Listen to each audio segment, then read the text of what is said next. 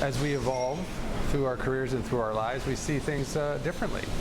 And as we begin to see things differently, we start to formulate different ideas, different ambitions, different goals. And I think when I bought the French Laundry in 1994, we had a kitchen, the first kitchen at the French Laundry, which was in the restaurant building itself, very small.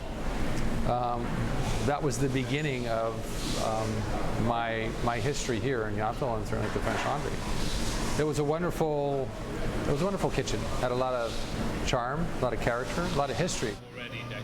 This kitchen has a lot of the feeling and the spirit of the old kitchen, but again, where it was before, which was kind of that charming, kind of country, almost familiar, residential kind of feel to it. This one is much more contemporary, much more modern, in the same way that the building's much more modern and much more contemporary.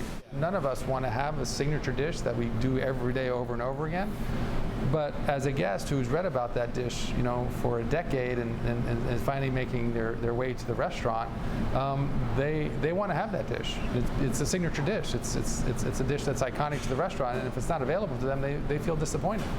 So for us, it's this constant challenge of challenging ourselves with what we're doing, but at the same time, as I always mention, making sure that we have a strong foundation in our history.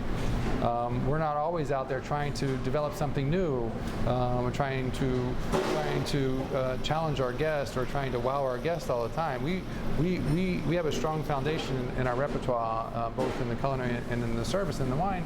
We want to be true to that.